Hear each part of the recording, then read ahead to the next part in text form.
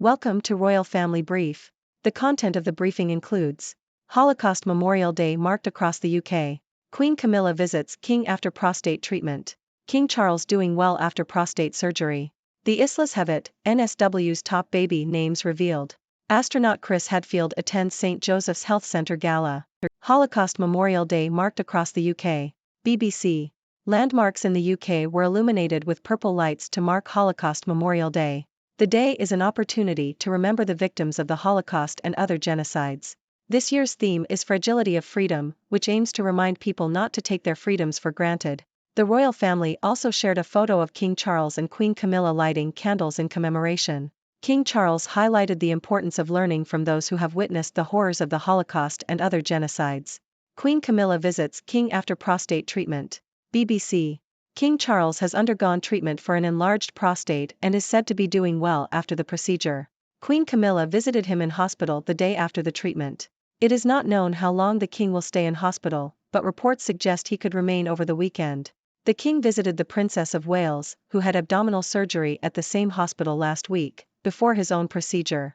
An enlarged prostate is a common problem in older men, and the medical treatment is not significant enough to require any constitutional changes for the king's role as head of state. The king made his diagnosis public to send a message to other men to get their prostates checked. King Charles doing well after prostate surgery. The Independent. King Charles III has been admitted to the London clinic for treatment of an enlarged prostate.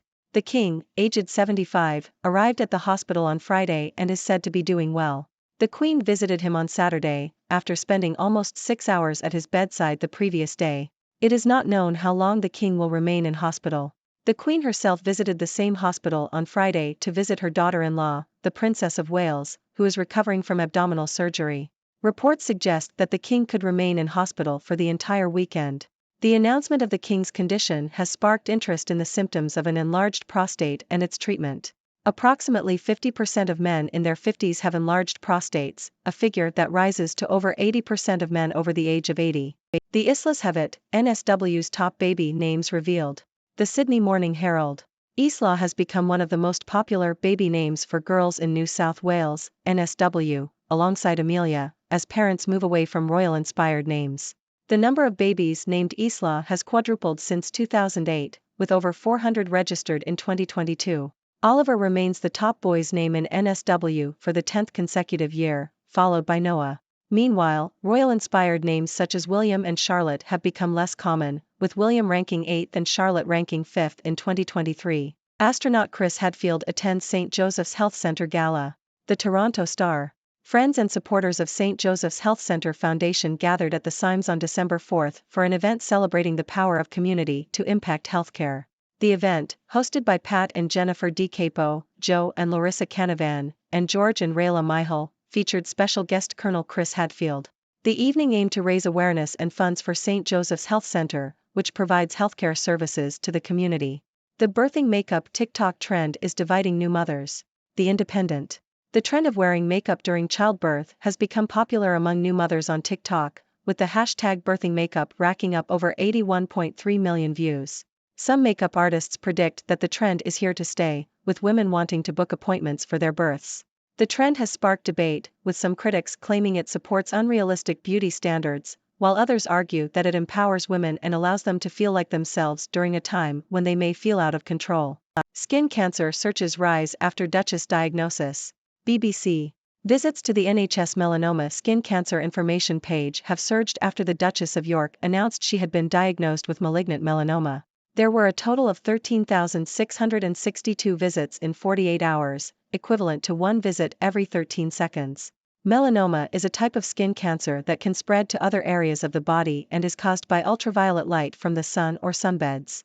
There are normally around 1,624 visits to the NHS skin cancer web pages in an average 48 hours, but this increased eightfold in the 2 days following the Duchess's announcement. How the sacking of a casual presenter tipped the ABC into turmoil. The Sydney Morning Herald.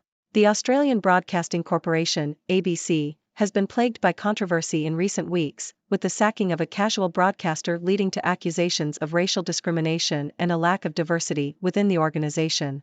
The sacking of Antoinette Lattif, a freelance journalist and diversity advocate, prompted a revolt among the ABC's editorial staff and criticism from senior reporter John Lyons.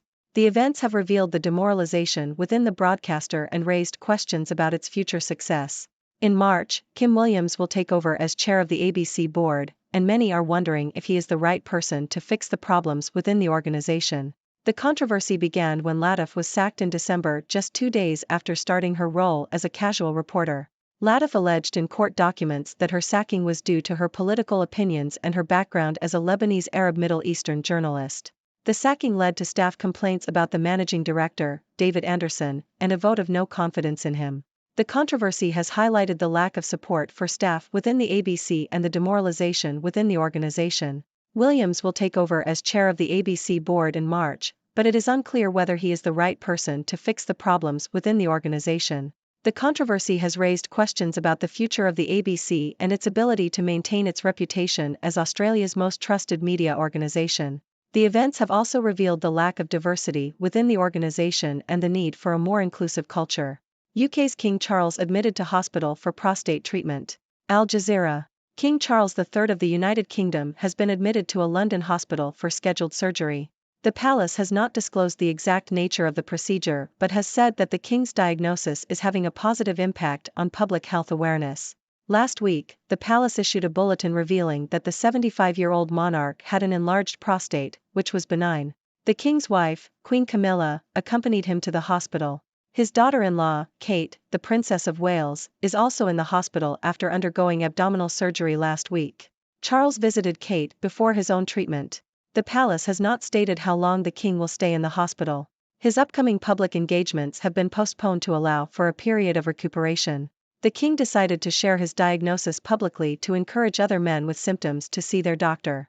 Since his diagnosis was made public, there has been a 1,000% increase in visits to the National Health Service's webpage regarding prostate enlargement.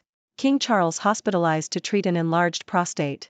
Here's what to know about the common condition. Yahoo!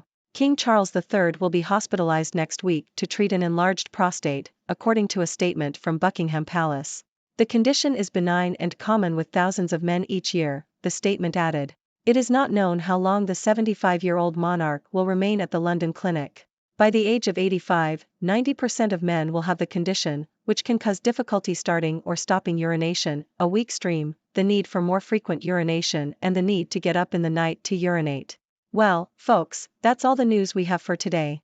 Quite an eventful day, wouldn't you say? We had everything from a poignant tribute to Holocaust Memorial Day, to updates on King Charles's health, and even a TikTok trend that's dividing new mothers. Let's dive into these stories and see what's been happening. First up, we had the UK marking Holocaust Memorial Day, with landmarks being illuminated in purple lights. It's a day to remember the victims of the Holocaust and other genocides, and this year's theme, Fragility of Freedom, reminds us not to take our freedoms for granted. King Charles and Queen Camilla even lit candles in commemoration, emphasizing the importance of learning from those who have witnessed the horrors of the Holocaust. Speaking of King Charles, he's been in the news quite a bit today. He underwent treatment for an enlarged prostate, and the Queen paid him a visit in the hospital. Don't worry, though, he's said to be doing well and the procedure is not significant enough to require any changes to his role as head of state. The King even made his diagnosis public to encourage other men to get their prostates checked. Talk about using your platform for good. Now, let's shift gears a bit and talk about baby names. Isla has become one of the most popular names for girls in New South Wales, alongside Amelia. It seems like parents are moving away from royal-inspired names, with names like William and Charlotte becoming less common. I guess everyone wants their little one to have a unique name these days. Moving on to a star-studded event, astronaut Chris Hadfield attended a gala in support of St. Joseph's Health Centre. Friends and supporters gathered to celebrate the power of community in impacting healthcare. It's always great to see influential figures using their platform to make a difference. Now, onto a trend that's causing quite a stir. Wearing makeup during childbirth has become popular among new mothers on TikTok. Some argue that it supports unrealistic beauty standards, while others say it empowers women. Personally, I think as long as the mother feels comfortable and confident, that's all that matters. Plus, it might distract from the pain a bit. And finally, we have news about the Duchess of York's skin cancer diagnosis. After she announced her diagnosis, visits to the NHS Melanoma Skin Cancer Information page surged. It's great to see people taking their health seriously and seeking out information. So, there you have it, folks. a day filled with a wide range of news stories. From paying tribute to the victims of the Holocaust, to updates on King Charles's health, to baby name trends and controversial TikTok trends, there's never a dull moment. Now, I'd love to hear from you. What are your thoughts on these stories? Do you have any questions or opinions? Let's get the discussion going. Thank you for tuning in. The content above showcases the latest briefing reports and analytical synopses, thoughtfully curated by the 6Do team. These insights stem from a wide array of reputable media outlets, think tanks, government sources, and specialized experts worldwide. We encourage you to explore these sources for a comprehensive perspective. Keep in mind that while the content may not always align with the official standpoint of 6Do Brief, it's not meant to be taken as absolute directives for decision-making. Comprising seasoned media professionals, learned scholars, and accomplished scientists, the 6Do team embodies a trailblazing, fully independent media entity. To customize 6Do Brief to meet your professional needs, you have the option to subscribe to a diverse array of briefings on our website, 6dobrief.com. Regardless of your location, you can conveniently receive 6Do Brief via email.